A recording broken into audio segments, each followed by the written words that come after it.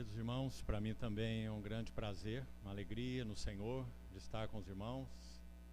Depois de tanto tempo que tivemos um primeiro contato por mensagem com o irmão Daniel, de Penápolis, já são 6 ou 7 anos que tivemos talvez o primeiro contato e aguardando um tempo preparado pelo Senhor para estarmos juntos. E cremos sim que esse tempo chegou, que esse tempo é agora, e creio que o Senhor nos reúne por sua graça com esse objetivo: falar aos nossos corações, abrir sua palavra, nos convencer de tudo aquilo que Ele tem desejado nos convencer, nos trazer suas cargas para esses dias tão desafiadores que vivemos como igreja. E por isso nós anunciamos previamente esse tema que os irmãos então têm aí nos seus crachás. E vamos já abrir esse texto de Isaías capítulo 66. Vamos ler esse verso e vamos seguir conforme o Senhor nos dirigir. Isaías capítulo 66, verso 1. Assim diz o Senhor: o céu é o meu trono, a terra o estrado dos meus pés. Que casa me edificareis vós? E qual é o lugar do meu repouso? Vamos atentar bem para essas duas perguntas. Vamos lê-las novamente. Que casa me edificareis vós? E qual é o lugar do meu repouso? Vamos ter ainda uma palavra de oração.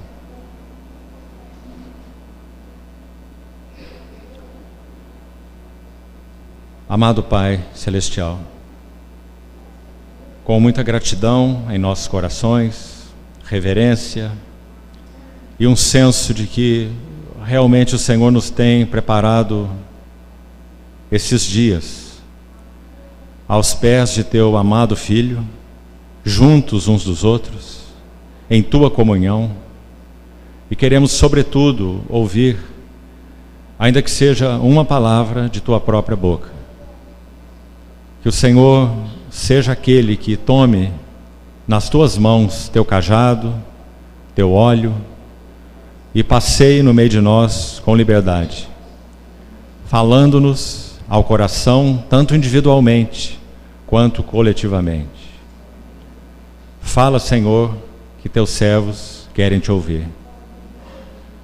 Assim nós colocamos diante do Senhor Tua palavra lida e pedimos que a assistência e a habilitação do Teu Espírito Santo seja conosco e sobre nós, para que Tua palavra seja por Ti mesmo interpretada aos nossos corações. Assim oramos no precioso nome do Senhor Jesus. Amém. Queridos irmãos, umas palavras introdutórias sobre essas duas perguntas.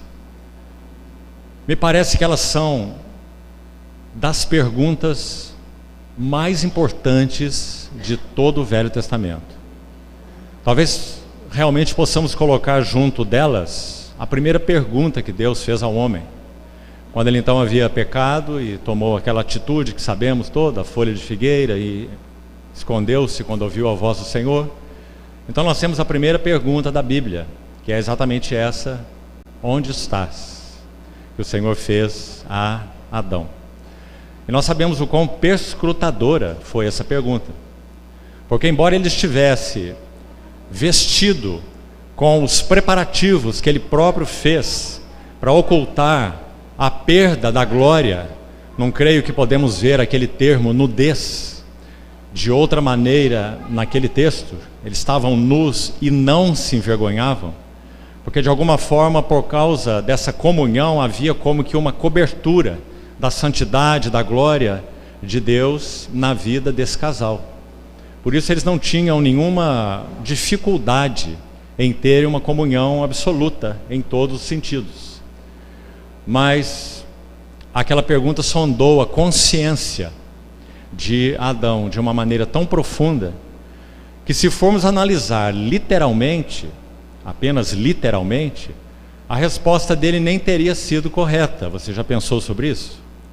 Porque ele já havia providenciado aquelas folhas de figueira para se cobrir, ele e sua esposa.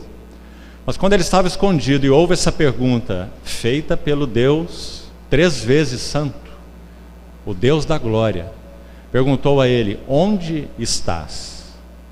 Ele então diz: ouvi a tua voz no jardim, tive medo e porque estava nu, me escondi. Mas na verdade, externamente, literalmente falando, ele não estava nu.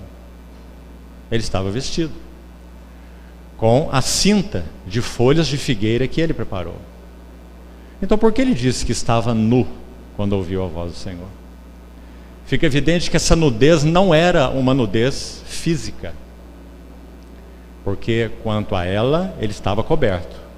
Fica claro que essa nudez era uma nudez de consciência. Até então, o texto diz que o Senhor passeava na viração do dia pelo jardim e tinha comunhão com o homem e com a sua mulher. Um ambiente maravilhoso. Embora Adão até aí estava no seu estado de inocência, porque ele não se tornou um possuidor, digamos assim, no seu íntimo da vida divina, já que ele não se alimentou daquela árvore específica do jardim, que falava da própria realidade do que Deus é. Ele é a vida. Então, Adão estava no estado de inocência. Pecou, vestiu-se, ouviu a voz do Senhor, e essa pergunta penetrante: onde estás? A primeira e grande pergunta de toda a Bíblia. E então ele dá essa resposta: eu estava nu e me escondi. Então, a relação que fazemos desde já com essas perguntas que lemos em Isaías é exatamente essa capacidade que essas perguntas do Senhor têm de penetrar a fundo as nossas consciências. E foi isso que aconteceu com aquele casal. Então houve aquele trato de Deus com eles. Você conhece a história de Gênesis 3, não é nosso assunto para agora. Mas a pergunta do Senhor, esse é o foco, ela expôs a nudez de consciência de Adão. Ele entendeu que aquela consciência boa e pura, que podia ter contato com Deus, ainda que em uma comunhão, chamemos de externa, naquele jardim, mas era uma comunhão simplesmente maravilhosa, porque é o Deus da glória se apresentando no jardim para um casal sem pecado, embora num estado de inocência, né, e não de maturidade. Vamos diferenciar essas duas coisas. Inocência não é maturidade, e maturidade não é inocência. E essa pergunta então penetrou suas consciências, e eles viram que eles estavam descobertos no que concerne a sua relação com Deus. Muitas outras perguntas ocorreram no Velho Testamento. Quando nós chegamos a esta pergunta de Isaías, aliás dupla, mas com o mesmo foco, mais uma vez, meus amados irmãos, comecemos por aí. O desejo do Senhor para nós, nesses dias, e é a carga que Ele tem colocado em meu coração, não é um amplo estudo bíblico, e teremos bastante tempo, teremos 6 sessões. Não é um amplo estudo bíblico sobre a casa de Deus e seus pormenores, suas nuances, o que já seria maravilhoso. Mas a carga que está no meu coração é que essa pergunta, ela possa assumir as nuances que iremos compartilhar nesses dias. Colocado de outra forma, quando, de novo, o Deus da glória, pela boca do profeta, aí está, Isaías capítulo 66, verso 1, ele faz essa pergunta tão penetrante quanto a primeira que foi ouvida há séculos atrás por aquele primeiro homem. Se ele tem nos céus o seu trono de glória, se ele tem a terra como um estrado para os seus pés, então é nesse âmbito é que temos que ouvir a pergunta. Deus da glória, que tem no céu um trono, já que Ele é o soberano dos soberanos, tem na terra o estrado de seus pés, então Ele faz essa pergunta para os homens. Na verdade, mais especificamente, para o seu povo, para o povo da aliança.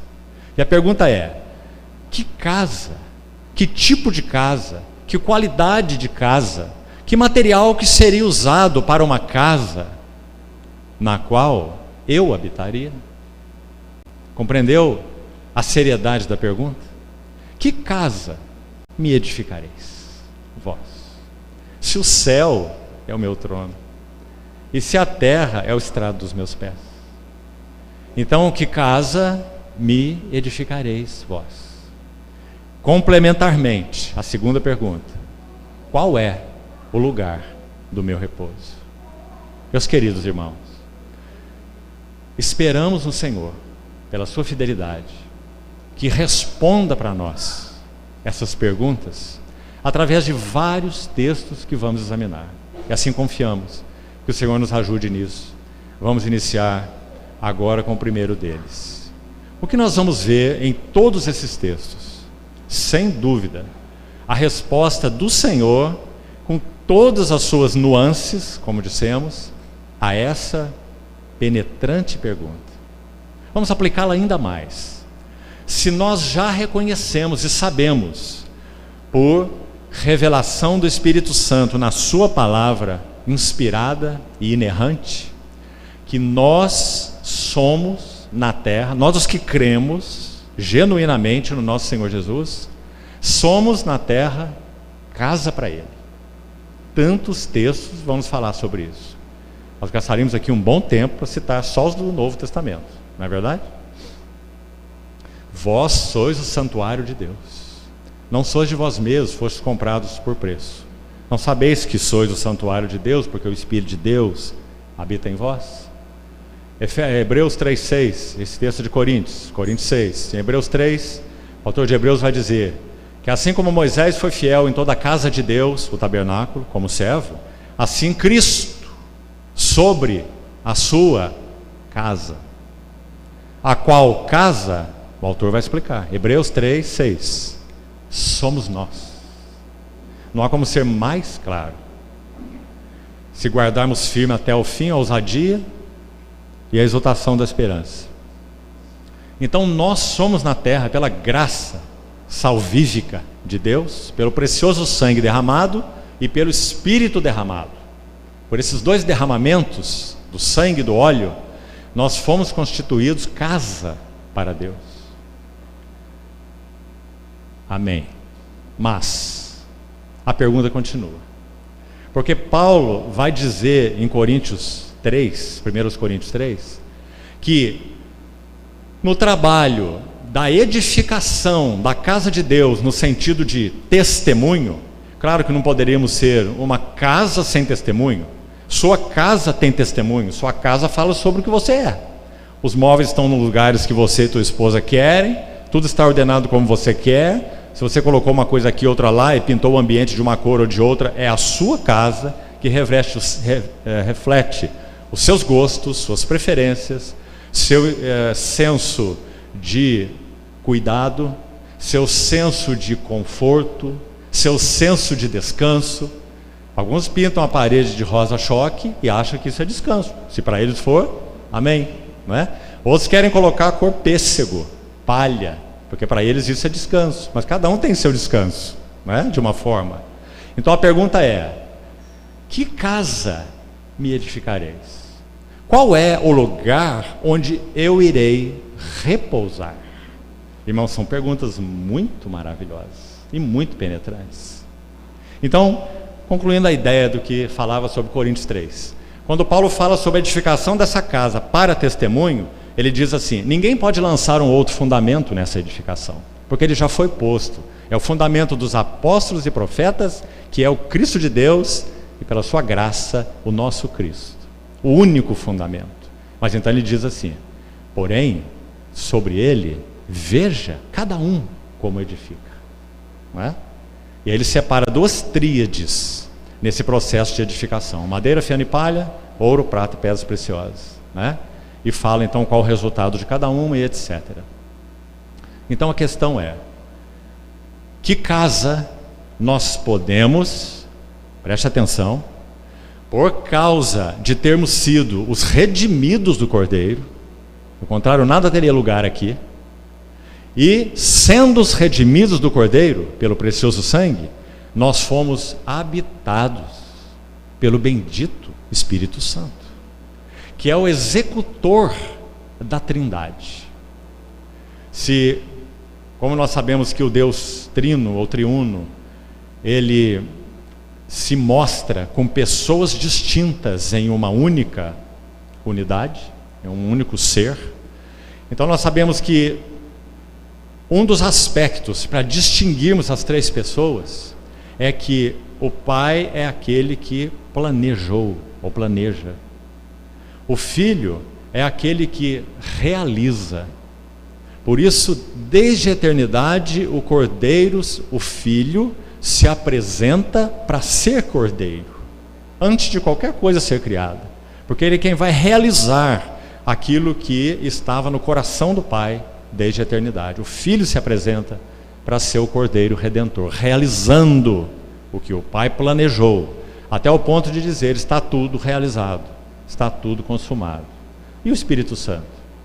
O Espírito Santo é quem aplica, é quem traz à luz e aplica todas as realidades daquilo que o Pai planejou e que o Filho realizou. Ele só pode ser aplicado pelo Espírito Santo. Então, creio que podemos chamá-lo de o executor ou executivo da Trindade. Ele é quem faz valer, quem revela, ilumina, convence. O Espírito da verdade, realidade, é a ideia de João 16. Ele vos guiará a toda a realidade. Então, nós só podemos cooperar nesse processo de edificação de uma casa para Deus se nós somos os beneficiários, basicamente, dessas duas coisas.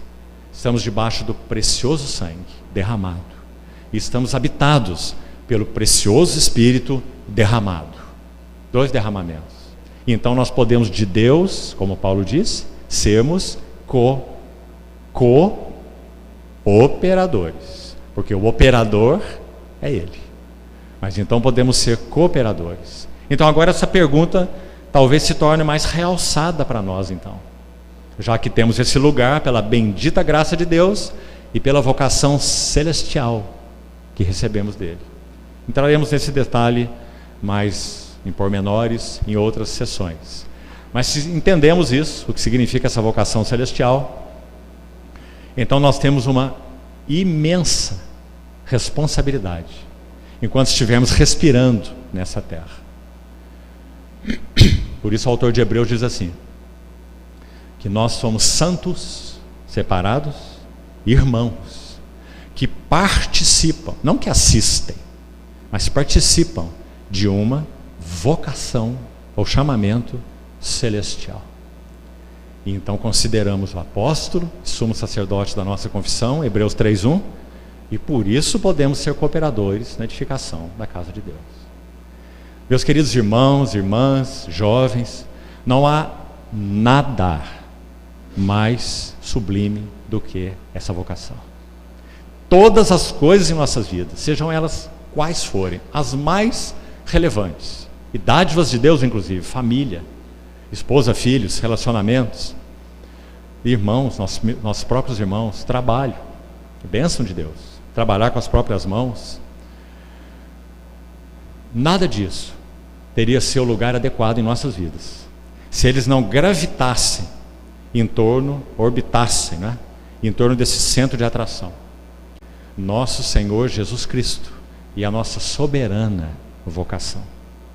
Quando Ele realmente não é o centro, então nós vamos ter uma colisão dessas coisas que orbitam em torno. Não teremos uma ordem perfeita.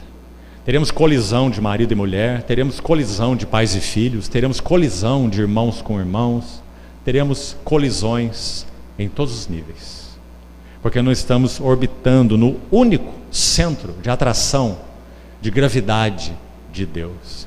Cristo é o centro de todas as ações, intenções e afeições de Deus. Pense sobre isso, irmão.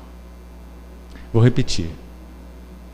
Cristo, o Filho eterno, o Verbo que se fez carne, o Filho eterno que se fez carne, é o centro das ações de Deus. Todas as ações de Deus estão centradas no seu Filho.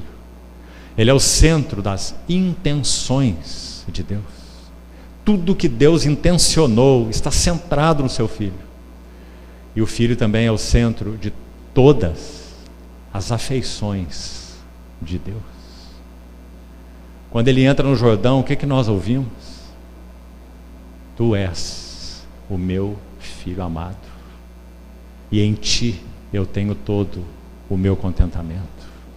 Bendito seja nosso Senhor Jesus. Então, meus irmãos, que essa pergunta siga ecoando no nosso coração durante todas as sessões que nós teremos. Para então concluir essa introdução, já irmos ao primeiro texto, aliás, do Velho Testamento. Nós vamos ver que todos eles vão nos dar as nuances. Que casa Deus procura? Que casa Deus busca na terra? Quais são as características dessa casa? Que elementos nessa casa podem trazer verdadeiro repouso para o coração de Deus? Sabe o que significa Noé? Sem entrar nos detalhes da história, espero que você conheça bem. Noé significa descanso. O que você acha? Sabe o que significa Neemias? O descanso de Jeová. Veja a história de Noé. Veja a história de Neemias na reestruturação dos muros de Jerusalém, que tinha a ver com o governo de Deus. Será que fica claro para nós que Deus busca descanso na terra? Olha a história de Betânia, você conhece? O Senhor visitou Betânia pelo menos 7 vezes. 7 visitas estão narradas, talvez mais do que 7. E ele leva a Betânia de um ponto, Lucas 10, até outro ponto, Lucas 24, quando ele ascende ao céu de Betânia. Ele traz Betânia de um nível e leva Betânia ao último nível, quando ele ascende ao céu. Eles têm o privilégio de ver o Cristo ascenso. O que ele fez em Betânia é um símbolo maravilhoso do que ele quer fazer na igreja. Então, quando nós ouvimos a pergunta, que casa me edificareis? Por um lado nós temos uma resposta: Senhor, nós sabemos que essa casa, na verdade, que tu queres, que te agrada, que é teu descanso, que é teu prazer, que é teu testemunho, somente o Senhor mesmo pode edificar. Eu edificarei a minha igreja. Tem 2 pronomes pessoais aí muito fortes, né? Eu e minha. Ah, meus irmãos, se essa simples frase fosse ouvida, quantos problemas nós evitaríamos, né? De coisas que vemos por aí. Pessoas tentando se apropriar da igreja de Deus. E na verdade, quando isso acontece, eles estão edificando a igreja deles, já que igreja significa assembleia, certo? Então, sim, eles estão edificando algo, mas é a assembleia deles, a igreja deles, não aquilo que Cristo chamou de minha igreja, porque essa só Ele pode edificar. Mas o outro lado maravilhoso dessa questão é que para isso, sim, Ele nos chamou para sermos não apenas o material, mas sermos também os cooperadores, cada um conforme o dom que recebeu. E alguns servem sem nem abrir a boca, mas receberam dons e servem na casa de Deus. Bendito seja o Senhor por isso também. Aqueles, por exemplo, que exercem misericórdia, segundo Romanos 12, ninguém precisa abrir a boca para exercer misericórdia. O Senhor lavou os pés dos seus discípulos sem abrir sua boca. Ele só abriu a boca quando Pedro abriu a dele primeiro, não é? Então, exercendo misericórdia. Então, graças ao Senhor, porque todos nós podemos assim cooperar com Ele. Então vamos, desde já, ao primeiro texto. Na verdade, vamos a alguns textos do Velho Testamento e vamos, com a ajuda do Senhor, linká-los. Pelo menos 4 textos sublimes, que vão nos ajudar a começar a entender, desde o Velho Testamento, Qual é a casa que Deus busca? Se nós quisermos trazer essa pergunta para a hora da igreja, que é a hora que nós vivemos, né? Há quase 2000 anos, nós poderíamos colocar a mesma pergunta assim: qual é o lugar da igreja? Você vê que é a mesma pergunta? Que casa me edificareis? Qual é o lugar da igreja? E vamos entender essa palavra lugar, porque não estamos falando de um lugar geográfico. Estamos falando de algo que tem realidade espiritual. Então vamos lá. Abra, por favor, em Gênesis 22, esse primeiro texto. Um texto tão conhecido, tão lindo. Vamos ver umas primeiras nuances aqui, mesmo que tenhamos que passar por ele objetivamente. Gênesis, capítulo 22.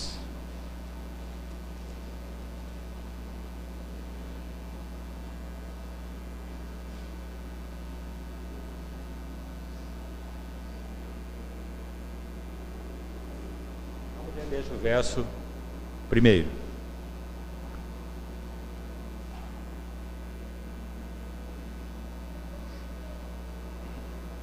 Depois destas coisas, pôs Deus Abraão à prova e lhe disse: Abraão, este lhe respondeu: eis-me aqui. Acrescentou Deus: toma teu filho, teu único filho, Isaque, a quem amas, e vai-te à terra de Moriá. Por favor, guarde esse nome.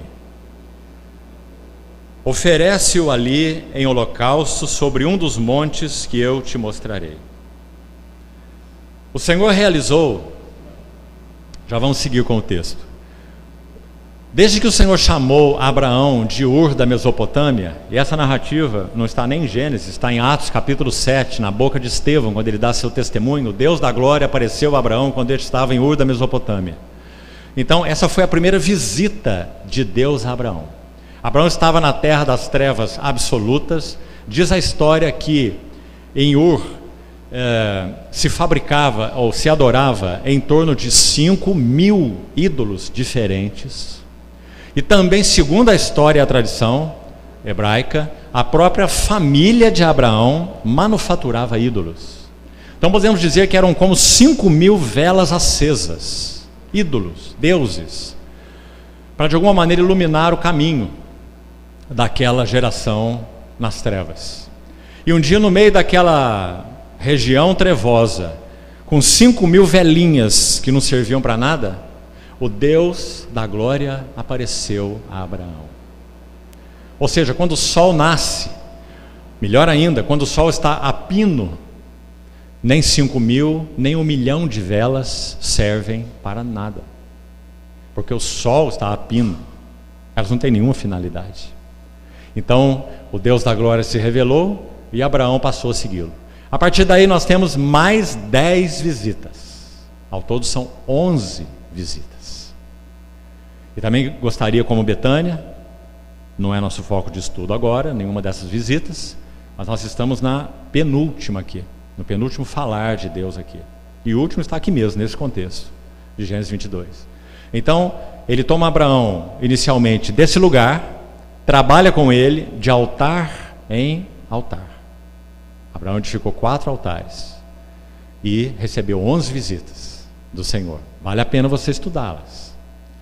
E então, quando nós chegamos à última delas, as 2 últimas que estão aqui, nós vamos ver que aquele que estava lá, um perdido entre os perdidos, Abrão, agora ele foi trazido a um estágio em que ele pode, ouça bem, representar o coração de Deus, o Pai. O que você acha? É uma imensa transformação. Do nada para alguém que representa o próprio Deus Pai, oferecendo ou levando para oferecer como sacrifício o seu único e amado Filho. A história, o drama da redenção, tipificado aí em Gênesis 22, de maneira maravilhosa. É a primeira menção da palavra amor na Bíblia. Toda a primeira menção de uma palavra, ideia, conceito ou verdade na Bíblia estabelece um princípio. Então, se o amor está mencionado aí em primeiro lugar, ele está já enunciado. O que é amor, segundo a Bíblia? Então, é o amor do Pai eterno pelo Filho eterno. Por isso, Deus é amor. E aí está representado no pai Abraão e no filho Isaque. Teu único, e não apenas único, mas a quem amas. E vai-te à terra de Moriá e oferece-o ali sobre um dos montes que eu te mostrarei. Então, para adiantarmos um pouco no texto que você deve conhecer bem, eles começam a jornada. Seus servos preparam tudo e ele coloca: veja a beleza da tipologia da Bíblia. Por isso Paulo em Romanos 15 vai dizer assim: tudo que outrora foi escrito para o nosso ensino foi escrito. Então ele coloca o lenho, ou a lenha, que seria usada para colocar no altar onde Isaque seria posto. Abraão coloca a lenha sobre Isaque. A pergunta é: Isaque era só um adolescente, por que Abraão não levou essa lenha e deixou mais leve para o Isaque? Colocou a lenha no ombro do adolescente. A relação de Isaque com o lenho é a relação do Filho eterno com a cruz. Então o lenho foi posto sobre Isaque. Mas Abraão, figura de Deus o Pai, o que ele levava na mão segundo a narrativa? O fogo, que fala do juízo de Deus, e o cutelo, a faca, que seria o instrumento do sacrifício. E há um verso magnífico nessa narrativa. Ele é o verso 6. Verso 6, parte final. Diz assim na versão que estou lendo: e caminhavam ambos juntos. É uma frasezinha só, amados irmãos, mas é tão linda, porque denota o drama da redenção. Juntos, o pai e o filho. Não é um pai irado entregando um filho inocente. Esse não é o drama da cruz. É um pai cheio de amor, que oferece o seu amor, filho do seu amor, que se oferece o filho pelo seu amor, para cumprir o propósito de amor do seu pai de amor. Esse é o drama da redenção. Então caminhavam ambos juntos. Então, quando eles chegam à terra de Moriá, você sabe o que acontece. Abraão coloca ali o seu filho, coloca a lenha, arruma tudo, levanta o cutelo. Então ele ouve aquela voz: Abraão, não faças isso. E essa é a última visita. São duas então nessa narrativa. A primeira está no início do capítulo 22, a outra no final do relato. Porque agora sei que temes a Deus, porque não me negaste teu único filho. Por que estamos lendo esse texto então? Ele vai nos apresentar, logo aqui no início, Gênesis 22, abertura da Bíblia, qual é o lugar da casa de Deus. Primeira nuance então, importantíssima. O lugar da casa de Deus. Que casa me edificareis? Qual é o lugar do meu repouso? Qual é o lugar da igreja? O lugar da casa de Deus é, em primeiríssimo aspecto, o lugar da cruz. Vamos colocar de outra forma a mesma coisa. Sem a obra redentora do precioso Filho que se fez carne, nunca haveria uma casa para Deus. Então, em primeiro lugar, a cruz, objetivamente falando, a obra que o Filho realizou. Porque, irmão, sem nenhuma exceção, todas as vezes que altar é mencionado no Velho Testamento, aponta para a cruz do Calvário. Todas as vezes. Há um sentido secundário ainda da cruz, que nós já vamos chegar nele. Mas esse é o sentido primário. E teria que ser, porque a cruz é o lugar, o altar é o lugar onde o sacrifício é oferecido. De que vale um altar sem sacrifício sobre ele? É um objeto decorativo, não é? Então o altar é lugar do sacrifício. Então ele é uma figura magnífica da cruz do Calvário. Foi nesse altar que o verdadeiro Isaque se ofereceu. Então, por isso o autor de Hebreus, para te lembrar, um parênteses aqui, vai dizer assim: possuímos um altar, do qual não tem direito de comer os que ministram no santuário, no tabernáculo, não é? Porque aponta para a cruz em primeiro lugar e fala da mesa do Senhor, onde nós comemos em rememoração. a esse magnífico sacrifício que foi realizado na cruz do Calvário. Então aqueles que ministravam no santuário não possuíam este altar para comer, porque eles não receberam o Messias, né? Então, casa de Deus, que casa me edificareis? Não haveria nenhum lugar para Deus se a obra redentora, maravilhosa do Filho não tivesse sido executada. Mas vamos já para um aspecto paralelo, no sentido agora então subjetivo ou experimental, chamemos assim. Deus não poderia ter uma casa nessa terra se para aqueles que foram redimidos a cruz não fosse central. E agora eu vou colocar a mesma coisa com outras palavras, preste atenção. Tem que haver, em primeiríssimo lugar, uma apreciação crescente e cada vez mais profunda, mais linda, mais cativante, mais atraente, mais envolvente, tanto individualmente quanto coletivamente, como Assembleias do Senhor. Tem que haver uma apreciação crescente da pessoa e obra do nosso Senhor Jesus. Deixa eu citar um exemplo, os irmãos. Quando o povo de Deus, lembrando novamente do cativeiro, o retorno do cativeiro, onde Neemias estava envolvido, que já citamos, quando eles fazem o primeiro retorno com Zorobabel e Josué, você se lembra? E em torno de 50 mil pessoas. Esdras capítulo 3 diz que a primeira coisa que eles colocaram no seu lugar, ou que foi restaurada, foi o altar. Esdras 3:3. E firmaram o altar sobre as suas bases. E ainda que estivessem sob o terror dos povos ao redor, ofereceram ali sacrifício ao Senhor. Irmão, simplesmente maravilhoso, porque fere qualquer estratégia militar. Qualquer povo que viesse na condição que eles vieram, uma jornada no meio de inimigos, de feras, um lugar deserto, perigoso. Lembra como Esdras orou no segundo retorno agora, depois de Zorobabel e Josué, com mais ou menos 50 mil pessoas, houve um segundo retorno com Esdras posteriormente. Você lembra como ele orou? Ele decretou um jejum junto ao rio Ava, para pedir que a boa mão do Senhor estivesse com eles e os acompanhasse naquela jornada perigosa, e os guardasse dos seus inimigos. Por que eles fizeram esse jejum e oração? Porque eles sabiam o que significaria essa jornada. Eles podiam ser exterminados pelo caminho, não é? Então esse povo chega lá, não no retorno com Esdras, certo? No primeiro retorno, com Zorobabel e Josué. E a primeira coisa que eles colocam no seu lugar é o altar. Nós diríamos, isso é insano.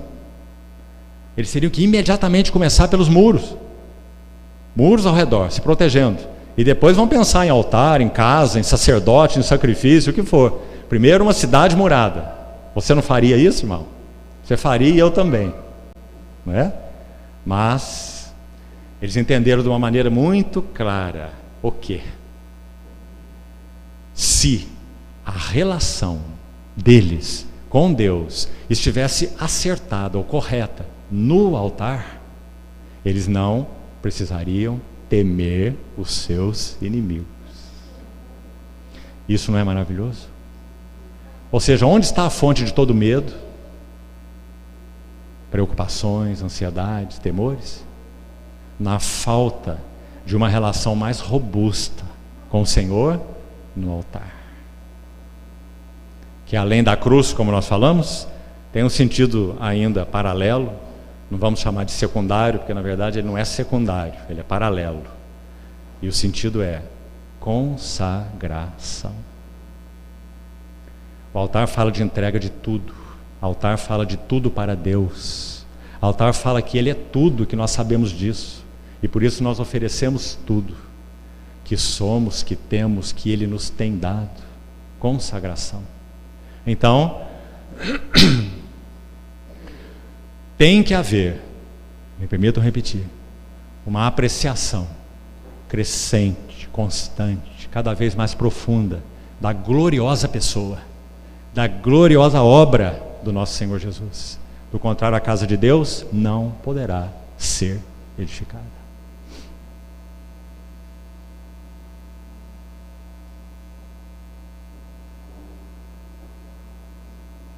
Deixe-me dizer outra coisa, meus irmãos amados.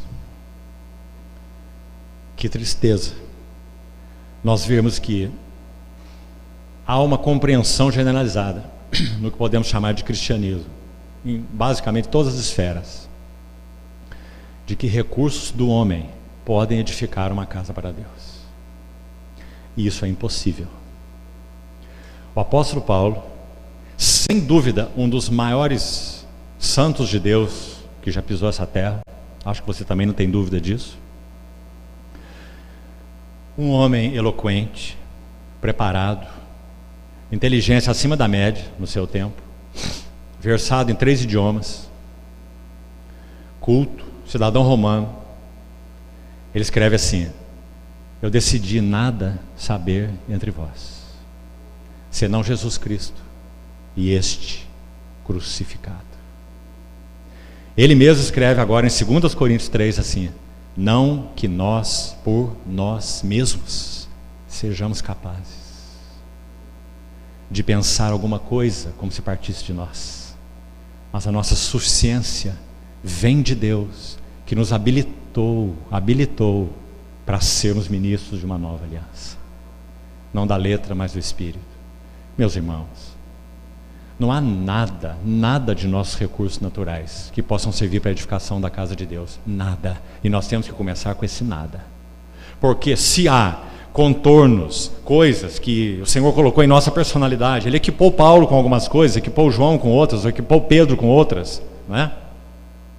Se essas coisas irão, de alguma maneira, ser úteis, vamos usar essas palavras com muito cuidado, nesse processo da edificação da casa de Deus, só um caminho para elas serem úteis, um único caminho. Todas elas têm que passar pelo altar, pelo trabalho da cruz. Você compreende o que isso significa, irmão? O que significa trabalho da cruz em nós? Temos que chegar a um veredito do nada. Temos que chegar em cada um desses talentos, como nós chamamos, não é? E podemos chamá-los assim. O Senhor, sim, nos criou como somos, e talentos de uma forma ou talentos de outra, mas se eles não passarem pelo trabalho purificador, lembre-se de Isaías 6. A brasa tirada do altar como a tenaz que tocou os lábios de Isaías. Os lábios impuros de alguém que já era um profeta, que já estava profetizando ou enunciando os vereditos de Deus para aquele povo apóstata, afastado do Senhor. Ele chegou àquele ponto logo no início do seu livro, onde ele tem o seu ai de mim, porque eu vou perecendo. A luz do Senhor foi tão fundo no coração do profeta que ele viu bem quem ele era, e viu bem que ele não poderia operar como um enviado de Deus baseado nos seus recursos, chamemos assim. Então, depois que ele tem a visão do Cristo glorioso, tem a visão daquelas abas que enchiam o templo, tem a visão da brasa que tocou os seus lábios por aquele serafim, então aí ele ouve a pergunta, a santa pergunta, mais uma pergunta penetrante: a quem enviarei? E quem há de ir por nós?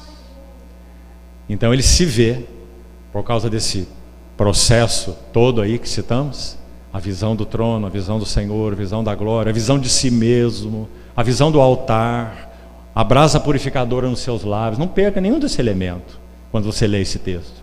Então agora ele pode ouvir a pergunta: a quem enviarei? E quem há de ir por nós? Então ele pode responder: eis-me aqui, envia-me a mim. Então, vamos ficar com esses dois primeiros elementos nesse texto para partirmos para o segundo, já ainda nessa noite. Repetindo, guarde em seu coração, não apenas nas suas anotações, e medite, irmão, medite.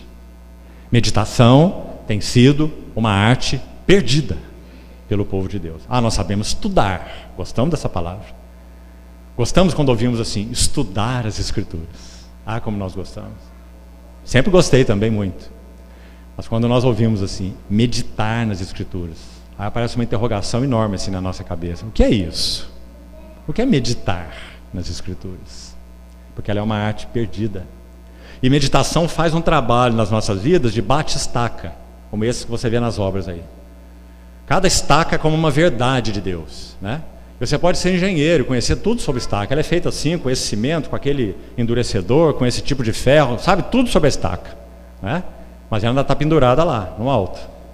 Precisa do trabalho do bate-estaca, para que então ela vá sendo fincada na terra. E meditar realiza o trabalho, espiritualmente falando, do bate-estaca.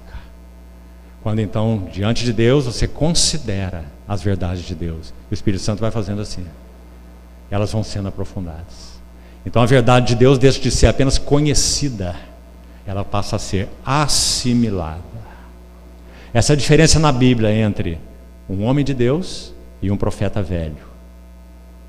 O profeta velho conhece as verdades, mas o homem de Deus as tem no coração. A igreja não é um seminário. A igreja é a casa do Deus vivo. E ela só pode ser edificada com esse ministério. Ministério de bate-estaca do Espírito Santo. Colocando as verdades para dentro de nós, né? Nos constituindo. Então, a apreciação, repetindo, profunda, crescente, constante da pessoa e da obra do nosso Senhor Jesus. Graças ao Senhor, tenho ouvido notícias de várias assembleias que têm voltado seus corações para o estudo dos evangelhos. Será que o resto da Bíblia não é importante? Claro que é, tudo é a palavra de Deus. Mas parece que quando nós vamos jornadeando com o Senhor, tanto no aspecto pessoal quanto no aspecto coletivo, vamos avançando um pouco mais, mesmo que seja um pouco mais, nossas atenções são chamadas de um modo muito especial para os evangelhos. Porque essas epístolas são magníficas, brilhantes, elas têm um foco no Cristo celestial, principalmente, 80% do tempo, talvez 90%, de todos os versículos, tem foco no Cristo celestial, no ministério celestial do Cristo ressurreto. Mas os evangelhos não. Os evangelhos têm foco no ministério terreno do Verbo encarnado.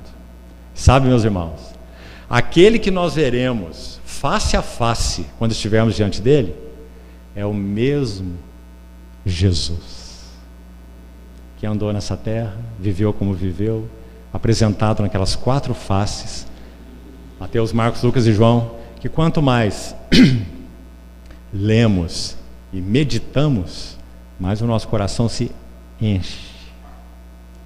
Porque só há, me permita falar para você agora como um velhinho de cabelo branco, tá certo? Só há uma coisa capaz de transformar o nosso caráter. Caráter. Não estou falando de dons, de talentos, estou falando de caráter. Só uma coisa. Contemplação das glórias do nosso Senhor Jesus. Contemplando como por espelho a glória do Senhor, somos transformados de glória em glória na sua própria imagem. Não é maravilhoso? Por isso meditação, meus irmãos. Por isso caminhar junto com o Cristo dos Evangelhos. Para que nós sejamos transformados na sua imagem pela sua palavra. Tem 2 textos em especial, vou citar isso para a gente avançar, que precisam ser lidos com mais cuidado, por causa da palavrinha mesmo. Vou te explicar. Quando Paulo, em 1 Tessalonicenses 4, fala sobre o arrebatamento dos santos, você deve conhecer bem o texto, ele fala assim, na versão revista atualizada de Almeida, está escrito assim: o Senhor mesmo descerá dos céus. Depois desse alarido de trombeta, você conhece o texto. Diz, o Senhor mesmo descerá do céu. Na verdade, o que o texto está dizendo é mais do que isso. Porque dizer assim, o Senhor mesmo descerá do céu, parece uma expressão assim, tão comum, o Senhor mesmo. Mas o que o texto diz, na verdade, é assim, o mesmo Senhor descerá do céu. Você conseguiu ver a diferença? Ele está dizendo, é Ele mesmo, é aquele que Mateus, Marcos, Lucas e João relataram, aquele que jornadeou nessa terra, aquele que sofreu, aquele que chorou, aquele que encheu o seu coração de angústia, aquele que viu aquelas ovelhas como se não tivessem pastor, e encheu o seu coração de compaixão por elas, aquele que ressuscitou o filho da viúva de Naim, aquele que atendeu aquela pobre mulher no poço de Samaria, aquele que foi furado nas suas mãos e nos seus pés e rasgado no seu lado, o mesmo Senhor descerá dos céus. O irmão Campbell Morgan diz assim, escute bem, as marcas que o Redentor recebeu quando, na cruz do Calvário, nas suas mãos, nos seus pés, nos seus lados, essas marcas que ele recebeu em seu corpo, elas farão para sempre parte da sua personalidade santa. Por isso, quando João tem aquela visão no Apocalipse, ele descreve assim: eu vi no meio do trono de pé um cordeiro como havia sido imolado. A ideia é como que recentemente morto. João, na visão dele, ele viu esse Senhor assim, não intacto, mas esse mesmo Senhor que foi rasgado assim enquanto viveu aqui na terra. Porque essas marcas fazem parte, repetindo o que o irmão disse, da sua personalidade santa. Então aquilo que Tomé teve o privilégio de ver e tocar, nós também o teremos, porque é o mesmo Senhor. Haveremos de vê-lo como Ele é. É assim que Ele é, assim que Ele saiu do túmulo, e assim que Ele será para sempre. Atos 1, quando Ele ascende do Monte das Oliveiras para o céu, é dito que 2 varões se apresentam para falar com aqueles que estavam olhando para as alturas, e dizem: por que estás olhando, fitando os olhos assim nas alturas? Aí ele vai dizer a mesma coisa, usando a mesma palavra: o mesmo Jesus, o mesmo, que dentre vós foi assunto ao céu, virá do modo como o viste subir. O mesmo Jesus, não um Jesus transmutado, um Jesus em um corpo que não foi aquele que jornadeou na terra, Jesus com um corpo que não foi aquele que foi para a cruz. Não, o mesmo Senhor descerá dos céus. Bendito seja o seu nome. E é assim que nós o conhecemos, e é com Ele que nós jornadeamos. Por isso que nós estamos tão seguros, meus amados irmãos, tão confiantes. Por isso que quando Paulo termina esse texto de 1 Tessalonicenses 3, ele vai dizer: consolai-vos uns aos outros com essas palavras. Bendito seja o seu nome. Então, primeira questão quanto à casa de Deus: qual é o lugar da casa de Deus? Qual é o lugar da igreja? É o lugar da cruz, é o lugar da profunda apreciação pela pessoa e obra do Senhor Jesus. Como nós dissemos, irmãos, que perda há no chamado cristianismo, quando tantas coisas são apresentadas, tantas ênfases, tantas distrações, tanta parafernália, tanta obra, tanta coisa, mas é perdido o frescor, a paixão, a visão de Cristo. Sabe, irmão, você pode perdê-lo até na Bíblia. Examinais as Escrituras, porque julgais ter nelas a vida eterna, e são elas que testificam de mim. Ele não está dizendo parem de examinar, ele está dizendo que bom que examinam, que vocês fazem isso, porque elas testificam de mim, mas não quereis vir a mim para terdes vida. Você vê, um estudo bíblico separado da gloriosa pessoa do Senhor Jesus, inquirição intelectual. Que o Senhor nos ajude a colocar essas coisas no seu devido lugar. Então esse é o primeiro passo, a obra objetiva do Redentor. Já falamos, se Ele não realizasse, sozinho a senda percorreu, sofreu do homem rejeição, e conhecido só por Deus, de angústia encheu o seu coração, não hesitou, não recuou, mas indo onde estava eu, achou-me. Glória ao nome seu, diz a estrofe de um hino. Então essa é a base da casa de Deus, é o lugar da igreja. Sobre isso já colocamos uma primeira coisa: a nossa apreciação. Se ela não estiver fixa aí, nós perderemos tudo. Compreende isso, irmão? Então guarde isso no seu coração. Não permita que nada e ninguém te distraia da pessoa gloriosa do teu Senhor, do nosso Senhor. Agora, ainda o elemento paralelo, relembrando ele, terceiro então que estamos citando aqui: altar é lugar de rendição total, consagração. Abraão está colocando ali o seu tesouro, e seu tesouro se chama Isaac. E é um tesouro muito especial. Primeiro porque foi dado por Deus numa situação impossível, mas não só isso.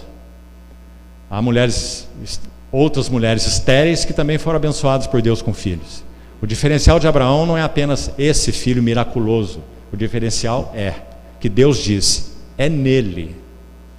e através dele que serão benditas todas as famílias da terra.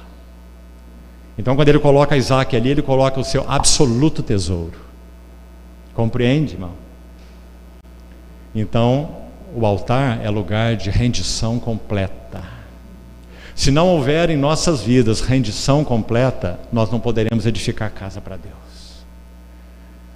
Conservando seja o que for, conservando aquilo que consideramos muito especial, guardando coisas em nossas tendas que não passaram pelo altar. Aliás, a história de Moriá é essa. Quando Abraão recebe esse filho esplêndido, que significa tudo isso que nós falamos, o que você acha que ele fez? Ele colocou o filho para dentro da tenda, não é? Era um homem que jornadeava em tendas, viveu uma vida de tenda, usando a figura, o exemplo literal mesmo. Então ele acolhe o seu precioso tesouro, tesouro de Deus, na tenda dele. E um dia o Senhor diz: Abraão, há um tesouro que eu te dei, inclusive, que está guardado em tua tenda, precioso tesouro, mas que não passou ainda pelo altar. Então oferece-me o teu filho, o teu único filho, Isaac, a quem amas. Quando os dois sobem para Moriá, nós temos um Abraão que confiava nas promessas de Deus. Depois que eles descem de Moriá, medite sobre isso. Nós temos um Abraão que confia no Deus que fez as promessas. Há uma grande diferença. Você confia nas promessas de Deus? Tem um passo a mais. Cada uma delas pode ser tocada, porque o nosso chamado é para que conheçamos e confiemos no Deus que faz as promessas. E porque não tem ninguém superior para jurar, jura por si mesmo. Então, esses três elementos, pelo menos, nós temos nesse texto aí. Agora precisamos avançar um pouquinho.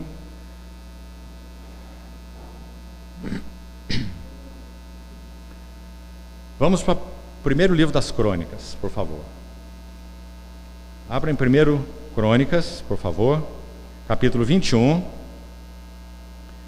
Eu queria narrar essa história aqui, não vamos poder ler, precisamos avançar. Não saímos tarde demais daqui. Eu quero narrar a história para os irmãos, mas você vai tendo aí então a referência. Primeiro livro das Crônicas, capítulo 21. Abra, por favor.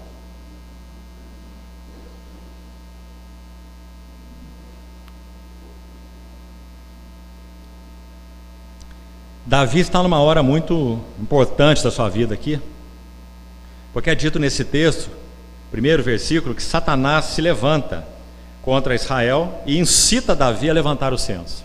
Um dos seus homens fortes, seus comandantes, chamado Joabe, repreende a Davi generosamente e diz: meu senhor, todos são servos do meu senhor, para que levantar censo? Não faça isso. Isso será um grande mal diante do Senhor. Joabe compreendeu o que Davi não compreendeu. Levantando o censo de Israel, e havia ali 1.100.000 homens capazes de manejar a espada, de sair à guerra, um tremendo exército. Então isso, sem dúvida, foi um ato de soberba do coração de Davi, sem dúvida nenhuma. Como que então ele levantando seu poderio, para de alguma maneira então se gloriar naquilo que significava esse exército. Isso foi mal diante do Senhor, e o Senhor então vai julgá-lo. E se você ler a partir do verso 7, tudo isso desagradou a Deus pelo que feriu a Israel. Então, no verso 10 em diante, você vai ver que Gade, o vidente, vai procurar Davi. Ele diz que então Deus iria julgar Israel por causa da atitude do seu rei, Davi. Ele deveria escolher, olha que interessante esse verso 12.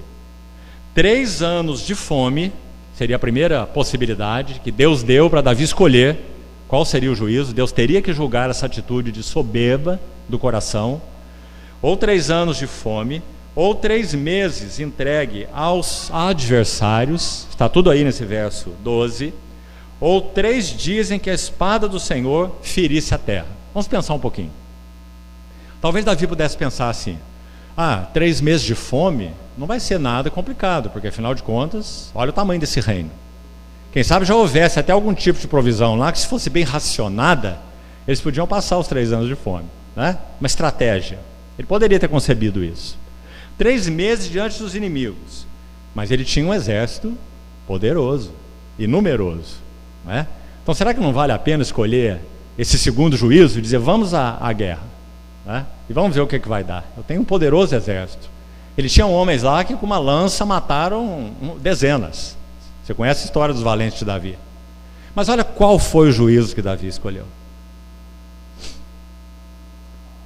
Um sobre o qual ele não poderia fazer nada. Porque não é fome e nem inimigo. Certo? É a ação direta da mão de Deus com peste na terra. Ele não teria nada para fazer. Nada. Ficaria com as mãos amarradas. Por que ele escolheu então esse juízo? Ele vai dizer, porque eu quero cair nas mãos do Senhor. Porque apesar desse ato desagradável que Davi cometeu contra o Senhor, ele conhecia as misericórdias do Senhor. Então ele diz, caia eu nas mãos do Senhor. Então o juízo começa. Você vai ver que um anjo se apresenta em direção a Jerusalém com uma espada desembainhada. A cena é impressionante. Não quero entrar em detalhes para ir no ponto central. Agora vamos lá para o ponto central. Olhe para a sua Bíblia, por favor. Olha o que diz o verso 18. Acompanhe, por favor. Então o anjo do Senhor disse a Gade que mandasse Davi subir, preste atenção, para levantar um altar. Está aí ele de novo, altar, que nós já mencionamos e explicamos lá em Gênesis. Levantar um altar ao Senhor na eira de Ornã, o Jebuseu. Verso 20. Virando-se Ornã, viu o anjo, e esconderam-se seus 4 filhos que estavam com ele. Agora, por favor, note essa frase. Ornã estava debulhando trigo. Meus irmãos, tem coisas tão interessantes na palavra de Deus. Nós precisamos perguntar assim, qual que é o sentido dessa narrativa? Se ele está dormindo, se ele está na casa dele, se ele está rachando lenha ou está debulhando trigo, que diferença faz? Não é verdade? Por que isso foi registrado aí? Porque eira na Bíblia também é tipológica. A eira na Bíblia é o lugar onde a casca é separada do grão, não é? Igual aqui na nossa região, que em São Paulo tem bastante, Minas também, nós temos os chamados terreiros de café, né? E as plantas, o trigo mesmo, onde esse processo é feito, hoje tudo automatizado, né? Então, a eira era o lugar onde se debulhava o trigo, separava a casca do grão. A eira é tipológica porque ela representa, em primeiríssimo lugar, quebrantamento. Ou seja, é a separação da casca e do grão. Agora, irmão, já que estamos falando sobre isso, só um parênteses. Se você conhece algo da história da igreja, especialmente a história mais recente, século XIX para cá, você vai ver que surgiram alguns homens que se chamavam eruditos bíblicos, auto-intitulados, e na verdade mentalmente eram mesmo, mas eles fizeram uma coisa horrorosa com a Bíblia. Foram instrumentos do diabo, não tem como dizer outra palavra. Muitos nós podíamos citar aqui. O Schleiermacher, o Rudolf Bultmann, o Adolf Harnack e muitos outros. O que eles diziam? Que a Bíblia, ela contém casca e grão. Ou seja, há textos que são realmente inspirados e há textos que não são inspirados. Então precisamos usar a nossa capacidade crítica para que então nós separemos da Bíblia a casca do grão. Então sopremos a casca para fora e fiquemos com o grão. Então quando eles liam os evangelhos, todos os milagres do Senhor, tudo que é sobrenatural é casca. Aquilo foi inventado, são histórias, não tem nada de sobrenatural.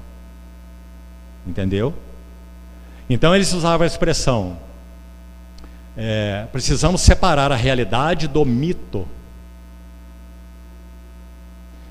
E isso provocou um imenso dano na casa de Deus, o chamado movimento liberal, ou modernista, como alguns chamam, o liberalismo teológico, um dano na casa de Deus. Por quê? Na medida em que nós julgamos a Bíblia, se isso é inspirado ou aquilo não é inspirado, então a Bíblia não pode mais nos julgar. Nós é que somos juízes dela. E nós vamos separar as coisas conforme o nosso juízo crítico. E em muitos casos, conforme a nossa conveniência. Compreendeu, irmão? Então a palavra de Deus deixou de ser a espada afiada de dois gumes em nossas vidas. Isso é uma perda total. Então, voltando. Eira é o lugar onde separa a casca do grão.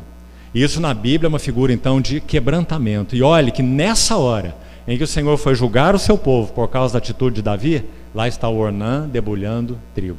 E é isso que está acontecendo na vida de Davi. O Senhor está debulhando Davi. O Senhor está separando a casca do grão na vida de Davi. Porque ali está, irmãos, esse homem que foi um homem segundo o coração de Deus. Mas assim como nós, ele tinha essas cascas nele, que precisavam ser cortadas pela espada viva de Deus. Aliás, é interessante essa figura do anjo com a espada desembainhada em direção a Jerusalém.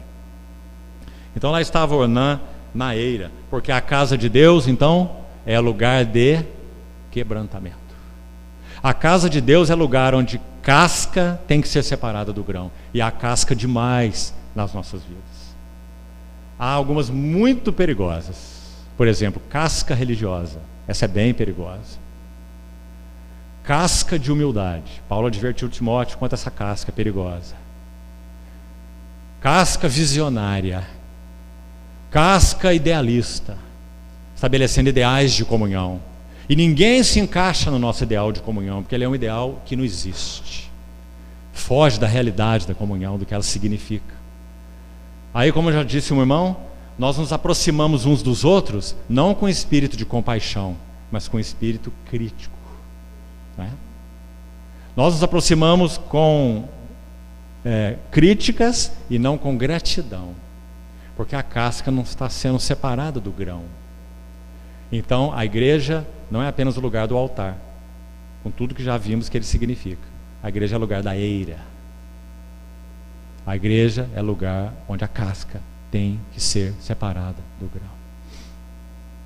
É muito bonito você ver quando João Batista fala do ministério do Senhor. Ele vai dizer, sua pá ele a tem na mão. Você lembra? E diz que ele vai limpar completamente a sua eira. E ele vai colocar a palha para fora e vai recolher o grão no seu celeiro. Não é linda a figura? É isso que ele tem feito e continuará fazendo com as vidas que se colocarem no altar. Porque primeiro altar, rendição de tudo, e então eira, quebrantamento. Graças a Deus por isso. Agora, mais uma coisa nesse texto, para concluí-lo e avançar rapidamente para o próximo.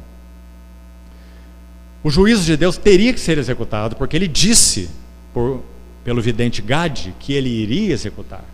Ele não poderia dizer, vou reter o meu juízo e não vou executá-lo, porque ele disse que iria executá-lo. Então você vai ver à frente, veja, verso 26, Davi então edifica, ele compra a eira de Ornã. Ornã quer oferecer a eira de graça para o Davi. Davi diz que não, ele não iria oferecer para o Senhor algo que não lhe custasse nada. No verso 26, edificou ali um altar ao Senhor, ofereceu nele holocausto e sacrifícios pacíficos, invocou o nome do Senhor, que lhe respondeu com fogo do céu sobre o altar do holocausto. O que isso significa para nós?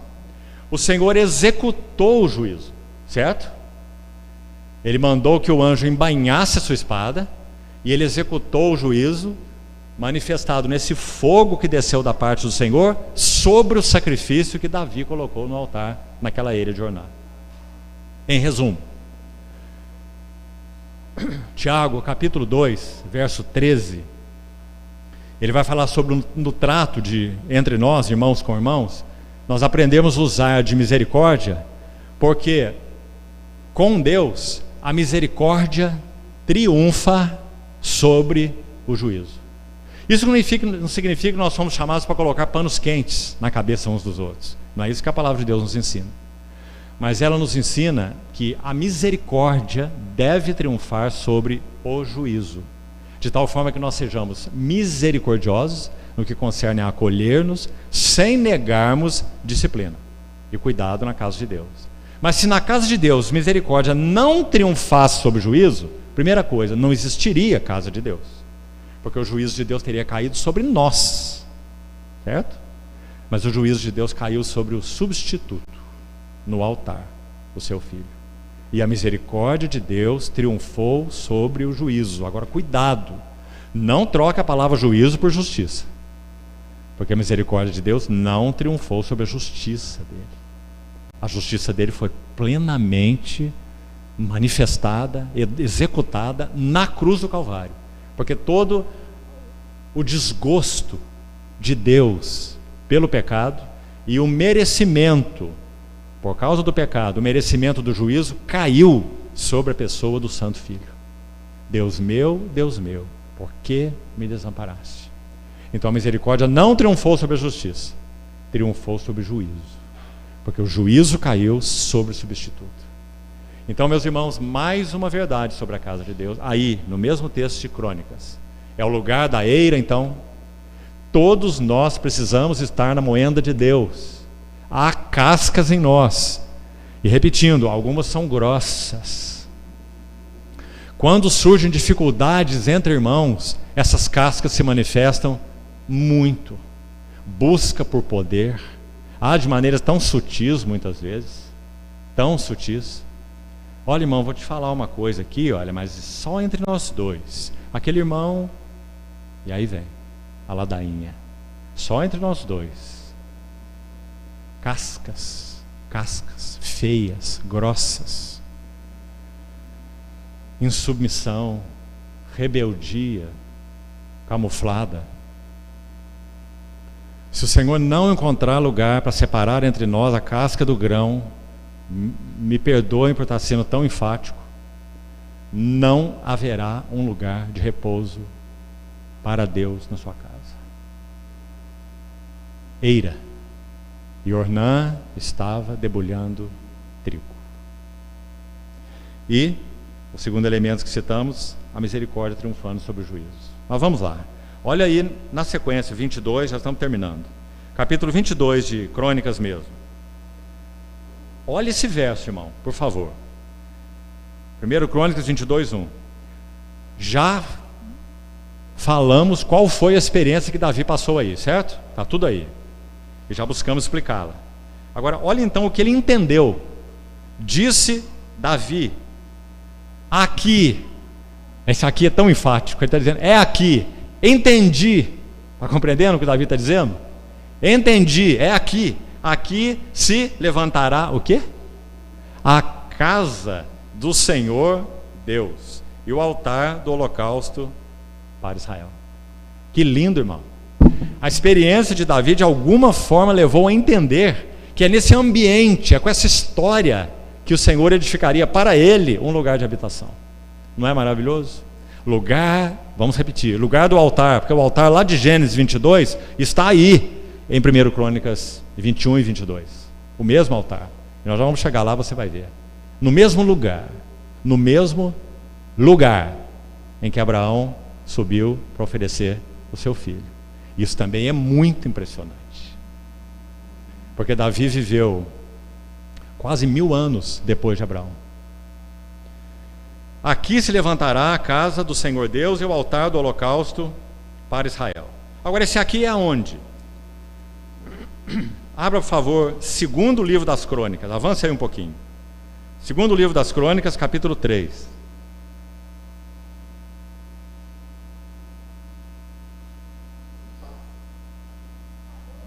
Segundo Crônicas 3.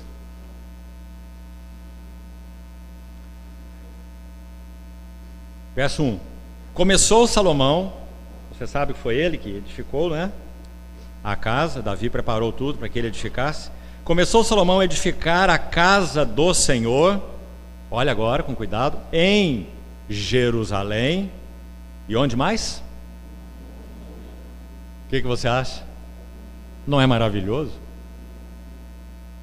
O mesmo lugar onde Abraão levou o seu filho Isaque. As duas experiências conjugadas, uma com Davi, a outra com Abraão, mostrando verdades e nuances maravilhosas sobre o lugar da casa de Deus. Então o lugar da casa de Deus é o lugar onde Abraão levou o seu filho, com tudo que isso significa e que nós já compartilhamos.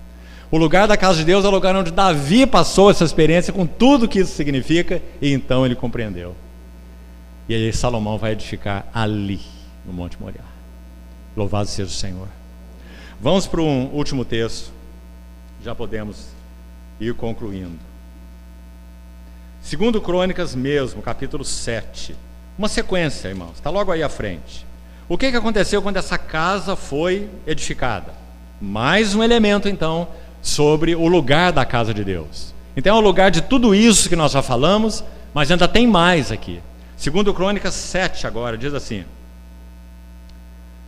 tendo Salomão acabado de orar, desceu fogo do céu, consumiu o holocausto e o sacrifício, e a glória do Senhor encheu a casa.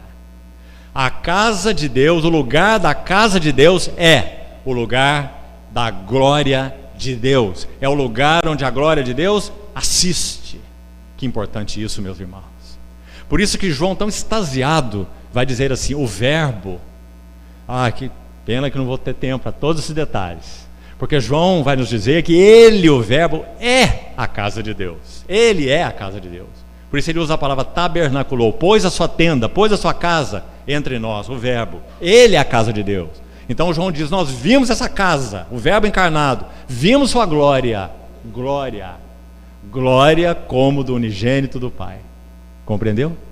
Então o lugar da casa de Deus é o lugar onde a glória de Deus assiste. Agora, olha o restante desses versículos. A mesma experiência narrada em Êxodo 40, o último capítulo de Êxodo, quando Moisés levanta o tabernáculo segundo o modelo que foi mostrado no monte, tudo de acordo com a mente de Deus. Cuidado, não foi com a mente de Moisés, porque Moisés é o ungido, porque Moisés é o líder, nada disso. Foi segundo o modelo que o Senhor lhe mostrou. Então depois que a casa foi edificada, nem o sacerdócio podia entrar nela. Êxodo 40, porque a glória de Deus encheu o tabernáculo. E agora o templo é edificado, uma casa maior, né? Ainda que tipológica. Deus não habita em casas feitas por mãos humanas. Estevão vai tomar o texto de Isaías e vai ensinar isso. E foi apedrejado por causa disso, né? Então, a glória enche a casa, a mesma história do tabernáculo, porque a casa de Deus é o lugar da glória de Deus. Agora vou parar aqui um pouquinho. A palavra para glória no hebraico é kabod, certo? E kabod, foi-se a glória de Israel. Kabod. A palavra para glória no grego é doxa. Nem a palavra doxa no grego e nem a palavra kabod no hebraico, elas têm uma plena definição. Como esse assunto da glória de Deus na casa de Deus nos interessa muito, então vou dizer algo para os irmãos, bem rápido. A primeira menção de glória na Bíblia está em Gênesis 45, se eu não me engano é o verso 13. Quando José já está no Egito, com tudo aquilo que ele era lá, o governador, né, no Egito, e sua família é trazida até ele. Quando eles o reconhecem, ele se revela aos seus irmãos. Ele diz a eles assim: ide e anunciai ao meu pai, que tinha ficado lá na terra de Gósen, ide e anunciai a meu pai toda a minha glória no Egito. O que José quis dizer com toda a minha glória? O que ele tinha no Egito? Ele tinha poder, autoridade, nome, peso. Então essa palavra é tão linda e tão complexa, porque ela significa tudo isso, né? Então o que é a glória de Deus? A glória de Deus é o nome de Deus, é o que Ele é. Por isso é dito em Hebreus que o Filho é o resplendor da glória, né? Agora, segundo, especialmente o Novo Testamento, nós podíamos definir glória assim. Cuidado, viu? Porque eu acabei de dizer que glória é indefinível, né? Então escute essa definição com muita atenção. Glória, na Bíblia, significa que Deus é ou está satisfeito. Então, em primeiro lugar, Deus é o Deus da glória, como Pedro o chama lá na sua epístola, o Deus da glória, o Deus de toda graça, que em Cristo nos chamou para a sua eterna glória, né? E como Estevão chama, o Deus da glória apareceu a Abraão. Então Deus é glorioso porque Deus é autossatisfeito. Ele não precisa de nada, de ninguém, de nenhum complemento, de nada. Deus é autossatisfeito, é o único ser que é autossatisfeito. e plenamente satisfeito. Então ele não criou um átomo porque ele tinha necessidade, porque ele não tem necessidades. Completo, pleno, perfeito, autossatisfeito. Agora, em termos de expressão, quando é que aqui ou ali, em uma vida, em outra vida, em uma assembleia, em qualquer circunstância, em qualquer elemento sobre a terra, em que algo da glória de Deus possa se revelar, o que isso significa? Significa que Deus está satisfeito com aquilo ou com aquele. Por que os céus manifestam a glória de Deus? Porque Ele está satisfeito com o que Ele criou, porque Ele viu que era bom. Por que a palavra de Deus manifesta a glória de Deus? Porque Ele está satisfeito com a palavra que Ele anunciou, porque toda a Escritura foi inspirada por Ele. Como Deus pode ser satisfeito em minha vida, em sua vida e na vida das suas assembleias? Ou melhor, como a glória de Deus pode se manifestar na nossa vida pessoal, relacional, nas assembleias do Senhor, se Ele estiver satisfeito conosco. Então a pergunta que temos a fazer com o Senhor não é: Senhor, eu posso? Eu não posso? Senhor, isso é certo? Senhor, isso é errado? Senhor, isso é lícito? Ou isso é ilícito? Não são essas perguntas. A pergunta é uma só: Senhor, o Senhor se agrada disso ou daquilo em minha vida? Porque algo pode ser absolutamente lícito, mas que na nossa história com o Senhor Ele não está contente. Alguns irmãos podem fazer algo, possuir algo, vamos usar esses dois exemplos, que para você não, porque na sua história com o Senhor Ele não quer isso para você. Então, se Ele não estiver satisfeito em sua vida, não haverá glória em sua vida, porque glória é satisfação de Deus. Ele encheu o tabernáculo, encheu o templo, porque Ele estava satisfeito. Então aí, já passamos por mais esse elemento. A casa de Deus é o lugar onde a glória de Deus assiste. Para que ela assista, então os nossos corações devem ser capazes, pela graça dEle, de satisfazê-lo, porque buscamos em tudo ser-lhe agradáveis. Quem disse isso? Paulo, escrevendo para os Coríntios, né? Quer ausentes, quer presentes, buscamos em tudo ser-lhe agradáveis. Último passo, aqui vamos terminar mesmo. Salmo 132. Aqui encerramos por hoje. Vamos ler alguns poucos versos e já concluímos. Salmo 132. Lembra-te, Senhor, a favor de Davi, de todas as suas provações, de como jurou ao Senhor e fez votos ao poderoso de Jacó, dizendo: não entrarei na tenda em que moro e não subirei ao leito em que repouso.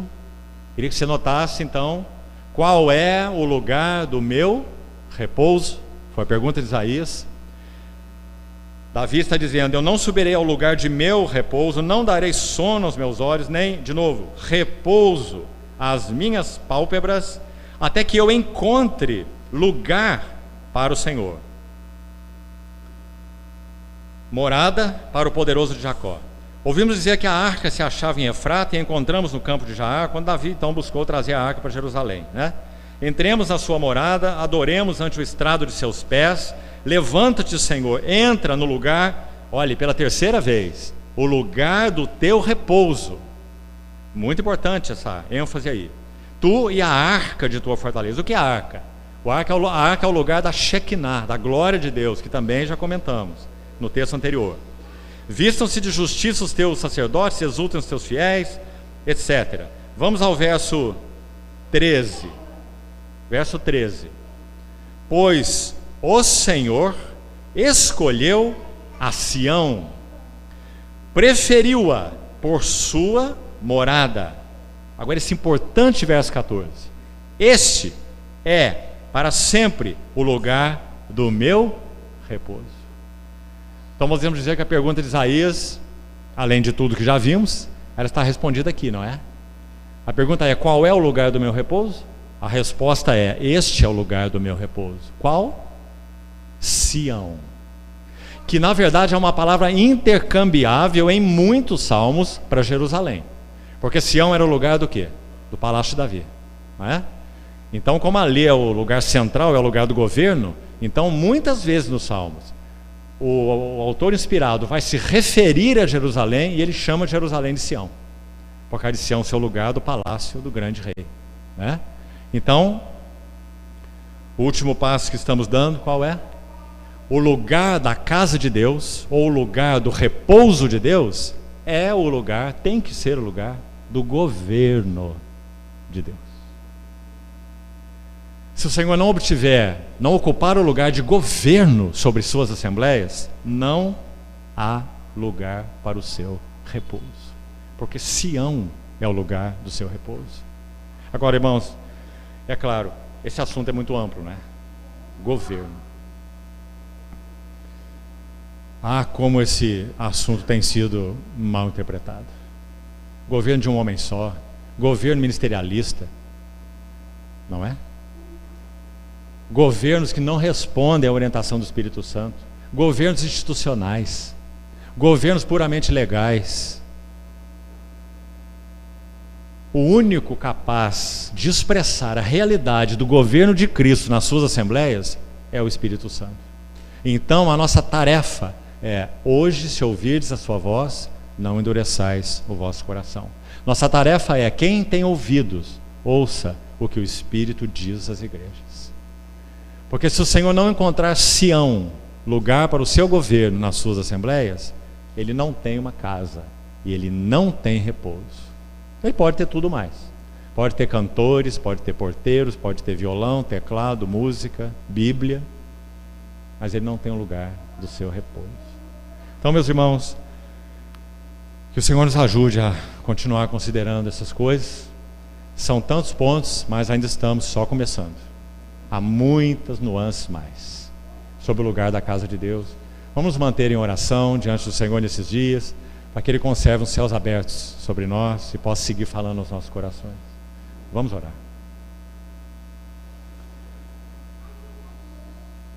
Amado Pai Celestial, muito obrigado porque podemos reconhecer com tanto gozo, alegria e responsabilidade que realmente o Senhor deseja ter uma casa aqui na terra. E se o Senhor tem plantado tua casa aqui na terra, realmente esse é um centro de interesse tão sublime para os nossos corações, por causa do Senhor, por causa do lugar onde tua glória assiste, por causa do lugar onde teu governo deve se expressar. Por isso, Senhor, te suplicamos, continue a separar as cascas dos nossos corações e vidas, nossas vidas pessoais, nossas vidas relacionais, nosso serviço ao Senhor. Senhor, nós reconhecemos que o trabalho da cruz precisa ir mais fundo em nossas vidas e te pedimos que o Senhor faça isso. Não nos deixe uma obra edificada pela metade, quando outros, passando, zombem de nós, mas te pedimos que o Senhor complete o que o Senhor tem começado em nossas vidas e glorifique o teu nome. Confiamos, Senhor, tudo que foi compartilhado às tuas mãos, que o Senhor esclareça, que o Senhor ilumine, que o Senhor mesmo convença e que o Senhor testifique e aprofunde aquilo que seja teu, que foi compartilhado aqui. Assim oramos, no precioso nome do Senhor Jesus. Amém.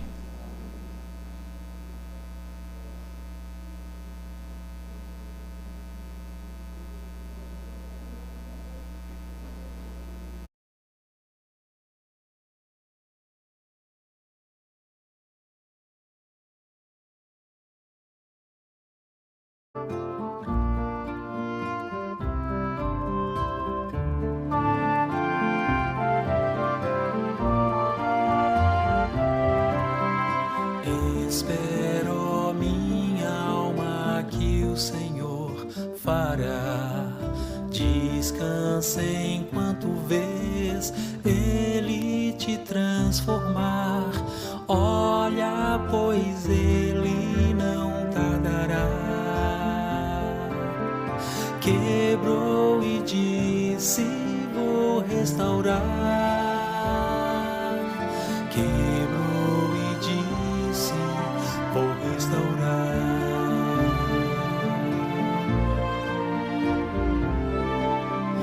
meus pensamentos, meu ver e entender, minhas forças, meu autoconfiar,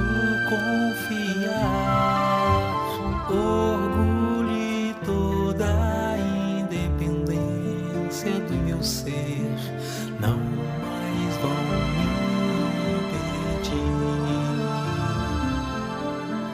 Teu Espírito em mim fluirá, Teu Espírito em mim fluirá, Teu Espírito em mim fluirá. Sem forma ficarei e sei que é bom ficar, mas Deus, não demores, vem me moldar, dá-me nova canção